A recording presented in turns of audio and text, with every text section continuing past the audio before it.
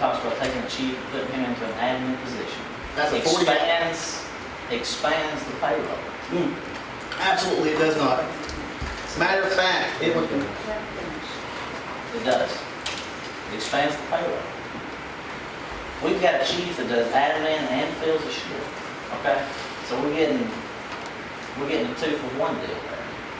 You take him out of a shift and we're maintaining staffing of 2 people. We've got to have an additional person. You know, that silly idea of filling half the shift with part-time on a permanent basis, that's ridiculous. You just heard him say that. It's insane. Most of the part-time, correct me if I'm wrong, come from Fort Payne or Scottsboro. Their primary responsibility is at their home apartments. If they get off of overtime, that might be the day before the schedule. These 2 guys in Fort Payne can tell you there's been quite a bit of talk about them limiting their guys from working part-time. My question, if we add one more full-time fire department, that's what we budgeted. Does one full-time more guy, does it put our budget back to where we're not working overtime to pay it more than we're supposed to be paid? Here's the If situation. you looked at the numbers, they're money overtime. Look back 1 pay period, look back 2 pay periods, 3, 4, go look. See how it's an open book. Go look, there's no overtime. Do they not get 53 hours plus 3 hours of overtime? Well, that's budgeted. No, That's because we got a crazy, we average out the pay, which is insane, which is why I've always pushed to go to 2-week pay period. But that's a different topic, a different subject.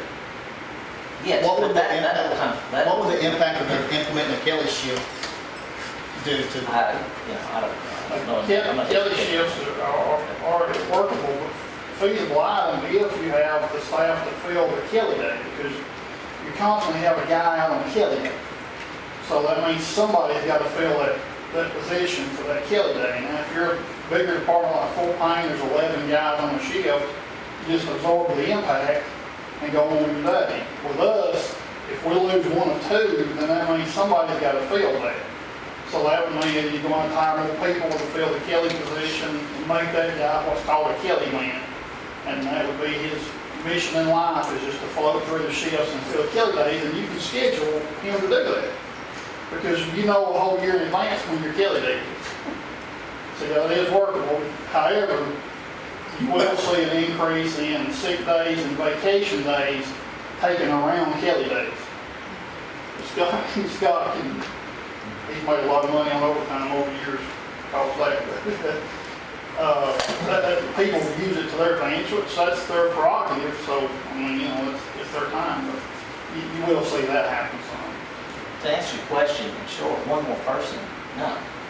1 more person gets it to 6 on books, but we've got 1 out on the military. He will be back at the end of August. If you truly want to, that's true, if you truly want to eliminate overtime, we need a swing man. So we need 7. Which would be Which the same will thing. fill the gap, Yeah, because I mean, you said there wasn't any overtime, but in the last few weeks, there's been, I know, at least 38 hours. So. Now, what you'll have happen is, like, for example, there's nothing we can do about someone for being in the military. Right. I mean, we don't, My hat's off to it. Absolutely. Even when he was here, before he went to Africa, he was activated 3 or 4 times to go to Fort Payne, and we had a week's notice most time. And he'd walk in with a paper and say, hey, I won't be here for the next 3 weeks or 2 months, and there ain't nothing we can do about that except manage. That's right. And you have to look at it. What had happened was that, then Willie went out on sick leave for an extended problem. That put us in a bad position. Well, then we had the gentleman that we had hired that we were sending to school, when he quit, then your fire department was down to less than half its staff in 1 day. Can I say something real quick? And I want to address you, okay? Of what you just said, I can talk for myself. I knew nothing about, okay? So you're responsible for your department. I'm responsible for maintaining the budget. So if this had been brought to us, who's over the budget, and technically if there's anything wrong that blows up in the budget, it's on our shoulders. Well, So just hold on. So by us not being prepared or knowing about this, and then all of a sudden we're preparing to go into a budget meeting, and all of a sudden it's X amount of dollars over, and then we're finding out that this man's short, that man's short, they've been working on this is the call number. I mean, can you see where we're coming from? We're like, we know nothing about the fire department because we're not kept in the loop. If we're not kept in the loop, we don't know their needs. We don't know what you need from us. So I want you to understand where we're coming from, because this lays on our shoulders. This is our responsibility, is the money. And I would dare to say it's got a little bit more weight on it when we're responsible for so much money, and now all of a sudden the budget's blown because all of a sudden we have this problem in the fire department that none of us were told about. And what I do, I have a calendar that stays with me all the time, and every time I talk to the mayor and inform him of an issue, it's written in his calendar of the day I talked to him, what I told him. And I mean, him and I talk regularly about our staffing problem, any problem that goes on, but I keep myself a record of everything that goes on, and when I talk to him, Who's been the last person that left? Can I ask that question? David Evan, he quit fire school. Okay, when did that happen? Now, he announced that at the council meeting. Might have been a night that I wasn't here. I know it was announced at the council. When was he hired? I remember when he was hired. I do remember that. Yeah. Because I don't remember him ever leaving, so I didn't even know he was He gone. announced it when he was trying to hire the two. Yes. Is that when you're referring to when he announced No, it? no, ma'am, that was quite some time ago. Remember, we were, I don't know. March 6th, when he quit, and so I called the mayor today, I called the mayor today, that he didn't show up for school. You know, I'm sorry, I haven't been there, whatever day it was. But I informed him like I was supposed to, the day I was notified he didn't show up. That would be the. I didn't know it. Yeah. And he announced it at the council meeting. You remember, Mayor? He just said he had a resignation and they ended up in the fire department. We have to get our hands on this budget. Your budget has increasingly, exponentially grown.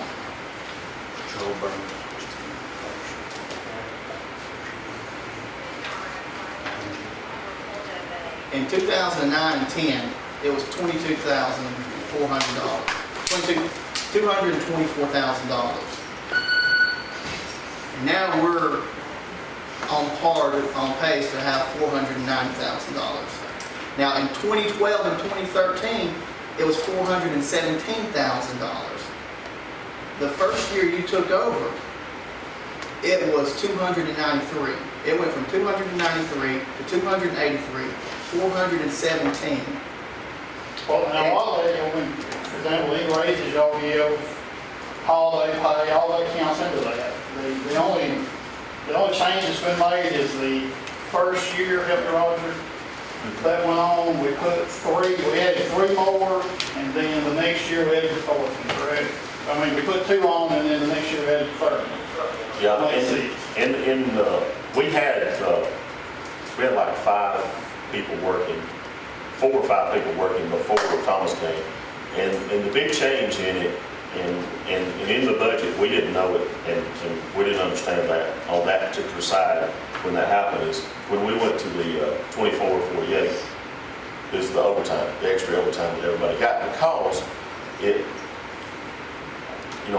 wasn't explained maybe all the way, and the accountants didn't catch it till it was done over, when that started out. So that's where that came from with that. But the budget has went up a bunch, a tremendous amount. Now the And so, original, like Melissa said, it's our responsibility to look after the budget. It's our responsibility about the money. And so that's why we, as a council, we need to get a grip on stuff. If whatever it takes to make it work, that's what we want to do. The mayor keeps saying 2 men per shift. We've worked 1 man per shift a lot in y'all's shifts in the last few months. That might not be good, but it might be, you know, that we need to look at that. We might need to look at We've not done it. we might need to look at the 2 million, but we need to get it where we can afford it. Yeah. If we can't afford it, you know, Well, the situation that we look at as a whole is the services we can provide. And just as of recent, I mean, we've had a couple of cardiac arrests here in town and extrication and stuff. And I've told the mayor this, I said, you know, if we wind up with one guy here by himself, we're rolling the dice for that day. Now, and I hope it's none of your family that it lands on when that happens, because I'm gonna tell you, there's nothing we can do. You work hand in hand with the police, because they're also there to help out too. Councilman, we're doing 2 different jobs. What about mutual aid? And I get the whole 2 men per shift. I don't necessarily have a problem with that. My problem is like maintaining the overtime and us setting limits on this is how we're gonna work it. If someone's gonna be out, let's try to prepare for that. I was a liaison. There were times where you called and someone's child was sick or whatever, and that was like an emergency situation. But there are times where you can plan accordingly and try to cover it. Well, the money doesn't show that though, and we don't know about it. And so, like, what about mutual aid in times when you get calls and there's only one person there by chance, or even 2 people? Yeah, well, and that, the situation is that with mutual aid, and if you cry wolf too much, nobody comes anymore, and that's what you're into. I mean, you know, the majority of the departments around us are running 9, 10 calls a month. We're running between 50 and 80. You can't cry wolf and ask for help, but so much, and you're not going to get anybody anymore. And then what happens to us is if we cry wolf a lot, turn these guys around, say, hey, we've got here, we've got it handled, we don't need you. We got 5 guys that time. The next time we call them, we're going to get 4. And the next time we call them, we're going to get 3. And then we're going to end up getting nobody. And then you run into an issue of whose resources you're taking advantage of. So if you end up calling, you know, mutual aid in constantly, and they never call us in return, then they're paying a bill for the Well, city. I'm not saying all the time, but I mean, essentially, that's how we got our last ISO report. I mean, it's by mutual aid. I spent Automatically.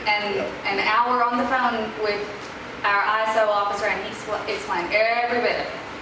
And so I'm not saying every time, I'm just saying in those rare instances And the reason- that is available. Yeah, the reason we had to have automatic aids is we're not sending enough people for what they consider to handle the call. I mean, we're supposed to have, what they tell us, 20 people? Are you saying that's why he asked for it? No, that's what I'm saying, that's why we had to utilize the automatic aid Okay, yeah. in that rating, is because we had to have 20 people at the fire scene. Well, we don't have 20 people, ever. That's according to the NFPA standards. Yeah. It takes 15 firefighters to control a structure fire. Not counting command staff or, yeah, low hazard, social. on the automatic aid and mutual aid or whatever, that's basically on fire, isn't it? Yes, sir. That's not Rex and medical stuff. ISO don't look at anything. But the call, what I'm saying is the calls that you go on. It's the calls that you go on is where the mutual aid and automatic aid comes in effect. Yeah, well, we use a lot of them, you know, on regs and stuff just as well. Yeah, I mean, if we need them, we certainly call. But, you know, situation, instead of looking at this way, you know, guys, 85–90% of the time, we beat the mutual aid departments to their own calls. That's how much of a lag there is. The time they get an alert, go from wherever they are to the fire station, get in a truck and come back. I mean, oftentimes, we beat them to their own call. Nothing against them, that's just the nature of the beast. Well, you should, because you're not really good. And the problem is, you know, if it's one of these guys sitting there at a problem, say there's somebody inside the house that's on fire and they can't get out, you know, that 15 minutes can be the difference between that person coming out alive or not.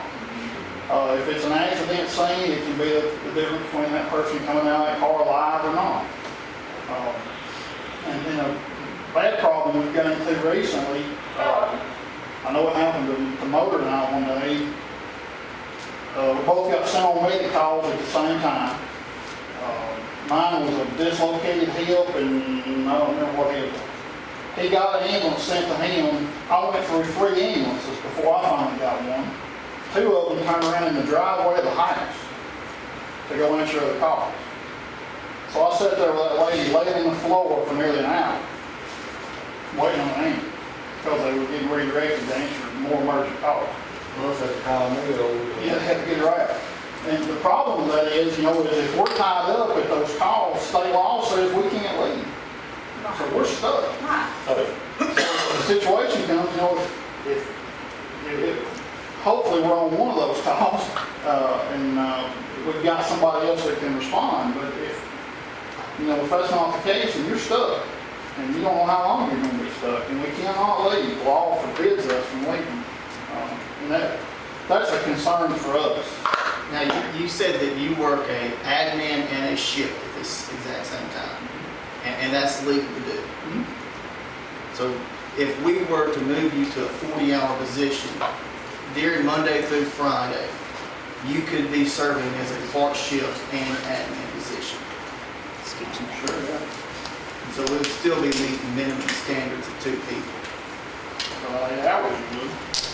And we could work, if we were to look at possibly doing a 16-hour shift, one full-timers,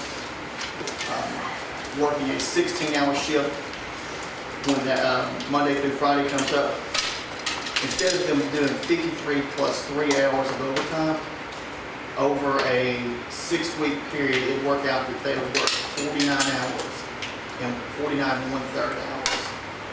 And you'd be able to employ 7 individuals, and you'd have somebody there at all times, and it would actually be a decrease in cost having 7 people working that and removing the overtime, and having you there Monday through Friday. And I can assure you, councilman, that will not work, because number one, you're not gonna find a guy that's gonna stay here and work 16-hour shifts when everybody else is working 20 hours, and you'll be a revolving door. And the situation you've got in this community is we have to have people that have some sense about them and are very well seated in their duties. If you take somebody right out of school and stick them in this job, they'll not last because they don't have the ability to handle the situations that arise. So you're going to be a constant revolving door. And so, you know, when you hire in a new guy, how's he going to work by himself and you don't know nothing? We ain't asking anybody to work by themselves. There'd be 2 people on the shift at our time. Well, I'm telling you, people are not going to work here working 16-hour shifts when everybody else around here is working 24. These guys can speak their mind. If the sticking point is the 3 hours of overtime each week, that's easy to fix. Yeah, there's 26. I'll be honest, y'all coming out ahead with that, because where I come from is 19 hours. We work 53, or we work our shifts, and we got 19 hours a month, actually. It's actually coming out a Yeah, little bit. there's a gazillion different ways to figure it You gotta out. just pay periods, you just pay them straight time, The stinging long way to short. part is not the hours. It's the 19 hours for one person. I think it was a 12-hour one. I can clearly remember the 19 hours of overtime for one person. That was for the 4th of July. There was 2 guys got that. 2 guys got that. Everybody else got their regular 3 It's hours. off double time for 8 hours. So you get regular time for 8 hours and then time and a half for police and fire if you're working that day. That was in the handbook. Right, and I'm the one that implemented Right, that. and that's where the 19 hours came in, and it was. But the overtime has been going on for longer than that, really. Yes. I mean, I'm just saying the 19 hours, okay, so that makes sense on why that one was that much. But this has been going on for a while now that we've actually started looking at it, because we've not specifically paid attention to the fire department's budget and the numbers on it. Well, it's like Chief said, I mean, the problem comes when Sumter left and I went out for surgery and then Davis left the department. That's 3 down, so that's overtime 50. That's 3 down. And part-time guys, like I said, if Josh can make $22 an hour full time or come out here and work for 9, I mean, what would y'all do? And Chief Ridge. But, and we agree with that, but what I'm saying is none of us at this table knew about that. And this is why we wanted to meet with all of you, because at the last meeting, I think it was very evident that both sides had no clue what the other side had been told. And that's why we wanted you guys in here face to face to be like, what's going on in the fire department? Because Chief Ridgway, I have not received an activity report from you in over 6 months. And don't tell me that you sent it to the mayor, because every other department head gives it to the council directly. And you used to do that. So those little things like that, so that we can see what's going on, instead of like, what's the fire department doing? My understanding was they went to the mayor and a copy was put in the mailbox. How I thought it went. With it. I mean, I have proof that he's gotten it. So. And Judy, before Miss Judy left, she received it as well. I'm sure, but we're the ones that have to look at the money. So when we're clueless, and then you guys are talking about all these people missing and being out, it's like, we didn't know about any of And it. one thing Motor brought up just now, too, and I forgot about that, we even actually swapped some people around on shifts trying to cover some to keep from having overtime. We moved Cody to another shift because there was actually a shift that had no pay on it. So we moved Cody over there, so there was at least one full-time guy there to work with whoever else was available. But we did do that. How long did that last? I know 3 weeks, I was out on 3 weeks. Can you help us understand about the reimbursement from the grant? Yes, sir, and Derek's here too. I'll be honest with you, all that is just, I'll start from scratch. Pallet system always worked when Miss Debbie was handling it. She put in a request for a reimbursement. So she would send over to us a list of expenditures that Derek had turned in to her. There's no set way to do, no set time frame to do that in. It's just kind of up to whoever's receiving it. You know, some people do it weekly, some monthly, some quarterly, whatever. FEMA works or whatever. So we gotten, there 2 requests or something. And what we do is we get that information and forward it to the grant lady. And then she puts in that request to FEMA for the money. And that's the way I think one reimbursement went. The second reimbursement, the one that's pending now, let's interject anything. Miss Beatty gave the information to Derek, and then we scanned all that information and emailed it to the grant people. There was a form that had to be filled out that beforehand the grant people had always done, and so she said this time they weren't doing it. So we filled that paper, that was just a little short form, we filled that out, sent it back, and so FEMA approved it. From what it appears is the grant people, after that, we informed them that FEMA approved the form. It appears the grant people didn't put in the request. That's what it looks like. But what you Show get. y'all these right here. This is what we were seeing the other day. So when Roger called me, One of them that's was when I original. found. I brought it to her today from when I got it. I asked them for information in dispatch that we sent November last year. This is the holdup. There. No doubt that must have been. And these people didn't think they had received, they needed like physicals, evidence that they We had sent taken. this in November. We wrote on it. So I called Miss Betty, and she said, what would be what's the best way to do this? And I said, I'll be honest with you, Betty, it seems to me like it's a lot simpler for y'all to make the request, because you're the one that's got the information anyway. We don't even have it. Our mother than what, Derek has to turn in, but as far as his pay goes, we don't have that information. So we have to get, it's just touching stuff, a lot of times it won't be touched. So, Betty's set up now to handle it directly with Ms. Monroe. I reckon they're getting set up where they can, the city can make the request themselves. And it don't need to just be, needs to be killed. Yeah, sure. Just in case one of them's out for a week or two or whatever. Because that was Well, really, pretty it messed needs up. to transition to Kelly because Betty's helped us kind of cover the transition and now Kelly's ready to take it all on, The so. reason I said Betty, she's the one that Right, always she's sends me the working on it. numbers. But can you see the numbers now that we've got this overtime that's adding up, not getting paid back by the safer grant, for whatever reasons, council doesn't know about it and all of a sudden it's all showing up in the budget. Yeah. No, I mean, can you see where we're and I coming had no from? idea that the FEMA money hadn't even come about. I don't remember if it was Ms. Frazier or Betty that had called the first time and said, hey, we need to, it was Betty. She said, we need to get this fixed, and I said, well, whatever it needs, well, I mean, I don't even know what's going on. The difference in the budget and the difference in us not getting that money for that period of time, you know, we could be talking up into the $60,000. Easy, That so, request right there is for $60,000. yeah, see, so it could be 90. Plus the overtime.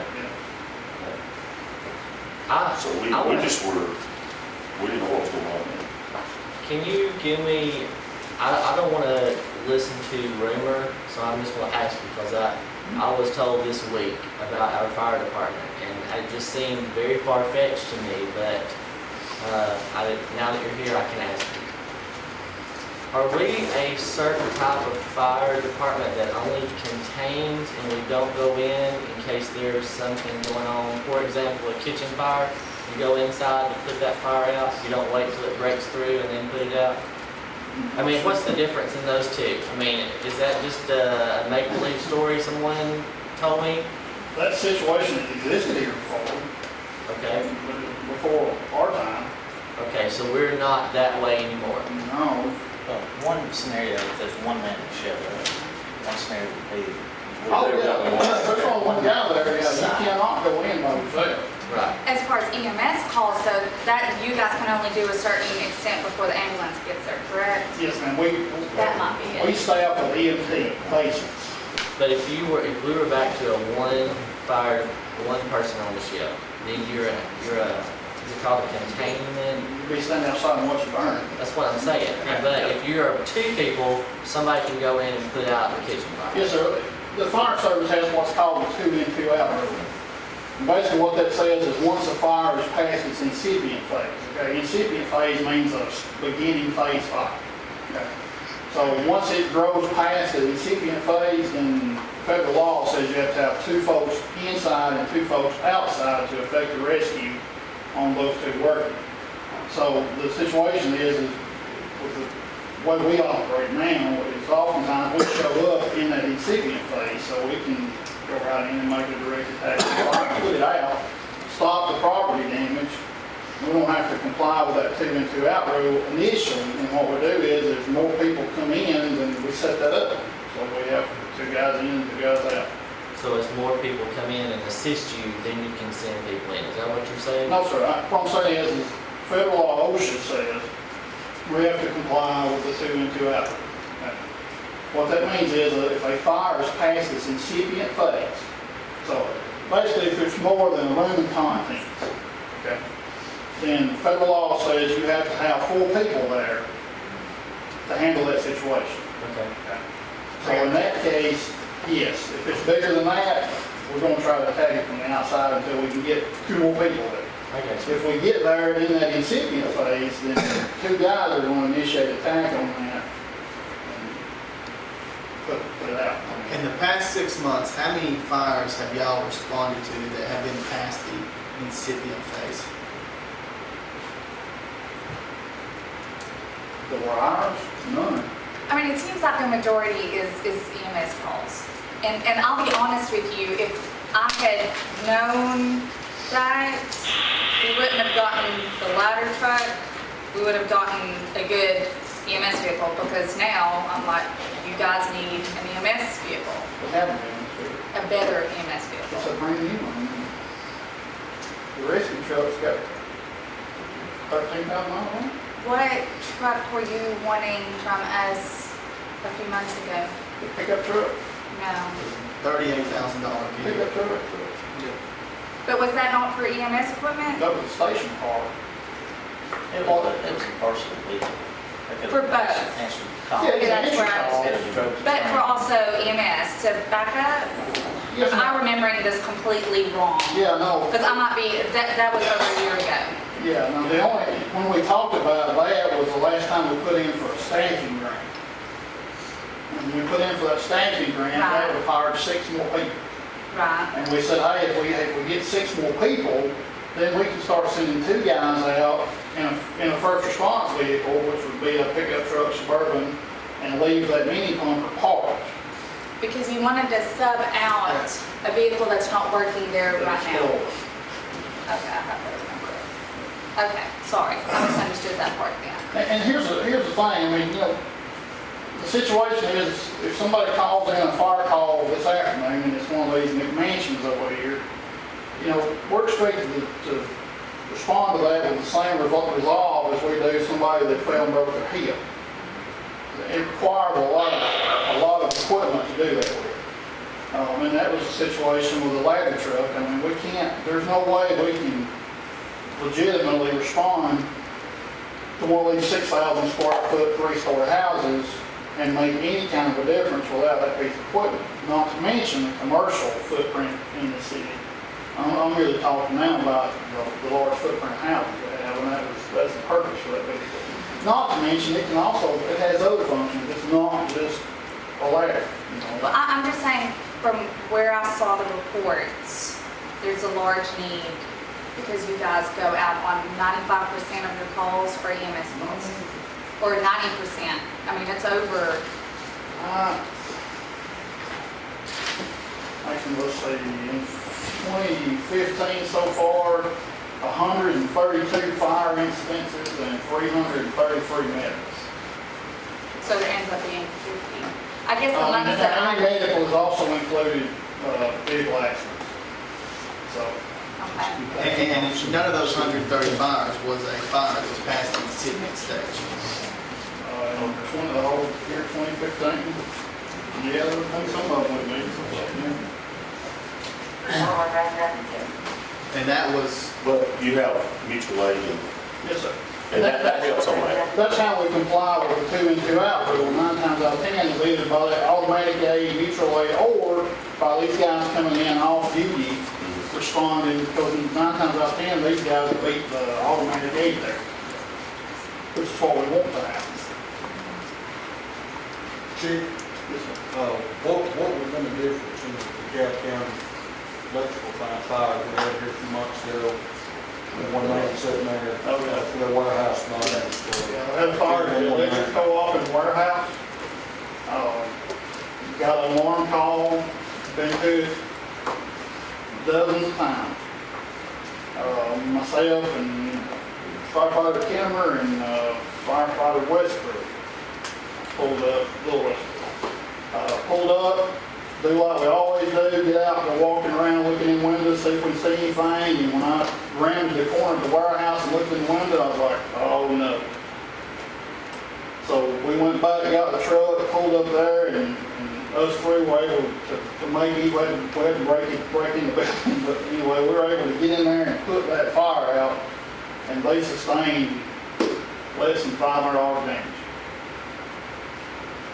Because of that now. Had we been standing out there waiting, that would have been a substantial loss. Had were the there fire, 3 people on that shift that day, or how was the 3rd person there? it was volunteer, one of the guys off this program, off the circuit building. So you'd still have 2 people there if we had 1 person on that shift. That particular incident, they're not gonna be there all the time, but I worked without anybody last night. I didn't have anybody last night. Most of the weekend shift, We didn't have I don't have anybody volunteering because it's a weekend. And in the situation again, you know, we require them to go to what's called certified volunteer firefighter training. That's how many months now? 6 months program. That is a massive undertaking. Dropout rate from that thing is about 40%. I mean, you can't keep people in. It's just too much of a commitment. And that's the problem we're running into now. Mr. Hudson can tell you, I mean, it is just a nightmare trying to manage. our thing is, I don't think anybody here is against 2 people. Our question is, y'all help us figure out how we can afford it. That's good. That's our problem. Y'all show us, help us how we can afford it. Nobody's here is gonna drive. I certainly want, because I want two people there if my house is on fire. I mean, I can tell you, 6 people is the absolute minimum, and if we had 7, there would be a person to fill in. As a killing shift. Yes, sir, or just, you know, like, for example, when Willie went out with surgery, there was nobody to look there. And you can't find part-time. I mean, the part-time that we've got now, you know, they're on this shift, it's their regular jobs, and we plan around that, and then they come up and say, oh, by the way, we're moving everybody's shifts around. So now our plan doesn't work anymore. One of the part-time guys that took a job as a traveling paramedic, so he's gone for 28 days and then home 28 days. He's never here. That's just a never-ending problem. But like I said, if we did, honestly, if we had 7 people to have one person float around, it would drastically limit the amount of overtime, unforeseeable overtime. That's my problem Yeah. with it. I mean, And I don't want, sorry, I interrupted you. This is my frustration, is that, and I told Derek Summerford's wife this because I called her to make sure she knew her husband was coming back to a job, because and normally I don't reach out, I let people call me, but this particular one, I knew someone that knew someone that knew her that saw that she was freaking out. So I reached out to her and talked to her that he's not in jeopardy, he's good. And I told her my biggest frustration is that in my personal career, the people that I rely on with my cases is emergency personnel. And when I'm getting portrayed that I'm against you guys, when I know nothing of what's going on, that's frustrating. Because in my everyday occurrence, they're the ones I rely on. And I respect you guys more than anything, and I think everybody at this table does. And so that's what our frustration is when we're left in the dark and we're out to be made that we're against you, and we're not against you. We would just like to know what your needs are and to be able to plan for, I mean, if, say, 2 of your men go out and overtime, you just can't help it, we'd at least like to know that that expense is coming up. And I try to do that. I mean, I inform my department head like I was supposed to do. I don't know what else to say. I did what I was supposed to do. As long as we know what's going on and we can work with the budget and keep it where it's at, you know, everything will go a lot better. So I think it will. And see, everything got on this whole deal. You know, we got portrayed as bad people too, because we got portrayed as we're going to do away with the fire department and all that kind of stuff. We're not doing that. We just want to get a grip on this budget.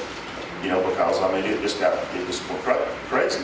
And then you didn't have the money coming in too, and it really made it look bad. And we got that figured out. Yeah, and we've got it figured out. That's fine. Figured out. But you know, we got slammed with this too on the other side. You know, we were just trying to find out what's going on. And so now that everybody kind of knows, you know, the right direction and all that, maybe we can get something like that. When Summerford comes back, how many full-timers does that make? 5. 5. So 1 more, and it puts you fully staffed at 6. Yeah, Justin goes to 6. This motor may already have told you this. This was as of July 27th, and it's changed quite a bit since then. So 482 calls this year so far.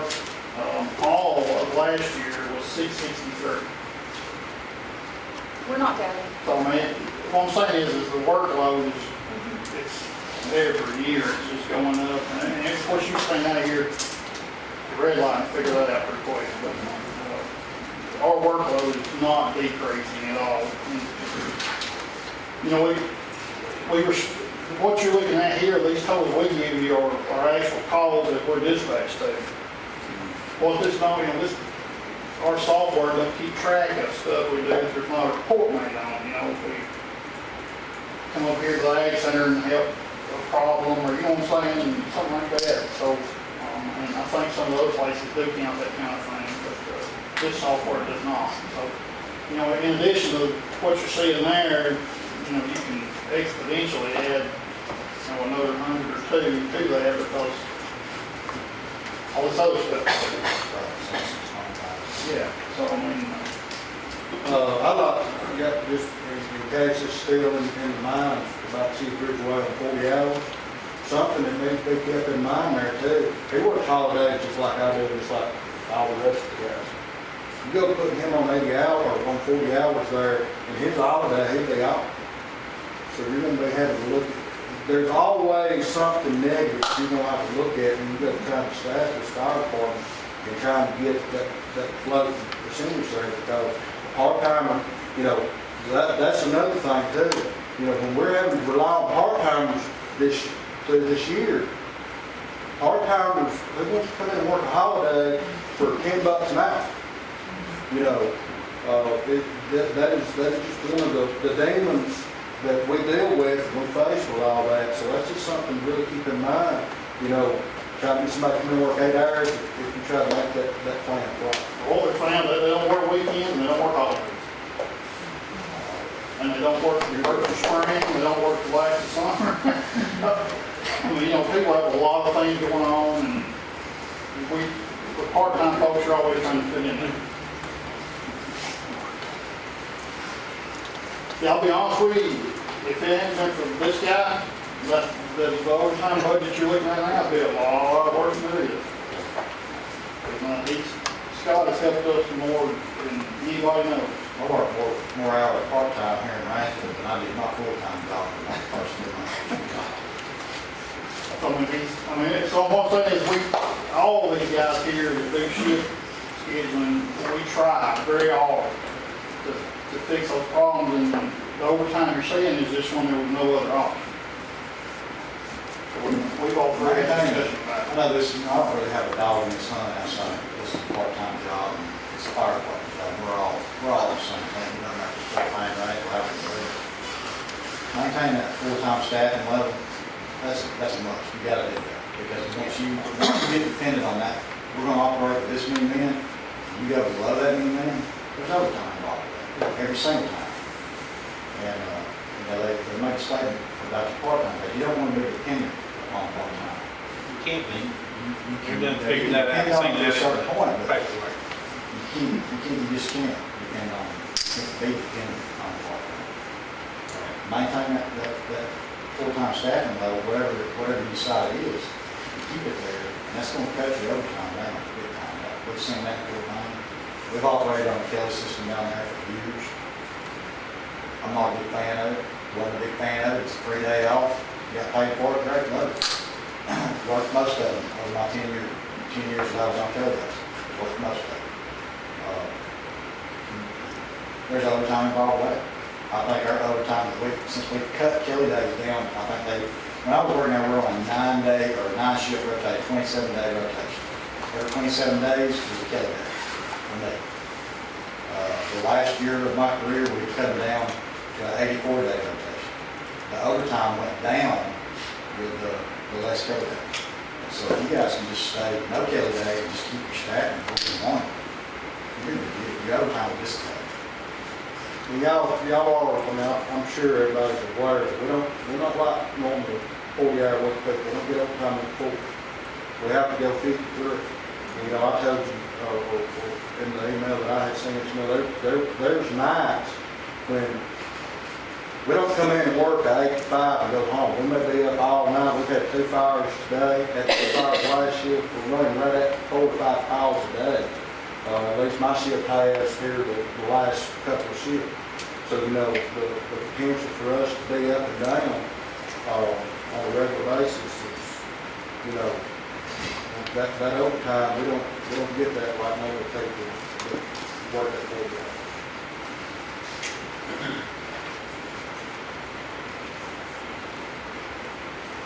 The fire department's a monster anyway. I mean, you start looking at the schedule and you look, there's a special, you guys have looked at FLSA, there's a special section just for fire departments. It's a monster. You can't compare it to anything else in your city. And so it takes effort on everybody's part, our part, on our part, to understand how that needs to work. And you know, if you don't want to put forth the effort to read it and to understand it, it's going to be a headache for you. I promise. But if everybody gets on the same page, everybody knows, this is the rules that we got to work with, it's gonna make it a whole lot smoother for everybody involved. Any more questions? No? Real quick, before we on, I do want the chief to share the good news about the fire department, with the truck. Senator Shelby's office called and said that your truck grant was awarded. It's cut by $7,000. Yeah, all right, 7,000, they cut it $7,000. So what we put in for, they took $7,000 off it and awarded it.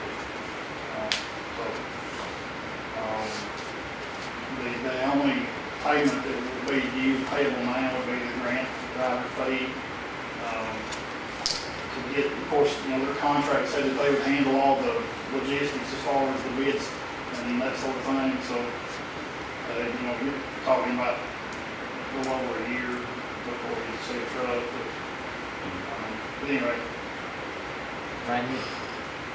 And that's an engine or? It's an engine tank. So we probably 1,800 gallons, 1,800 gallons of water, this kind of what the money will allow. Yeah, it'll look just like an engine.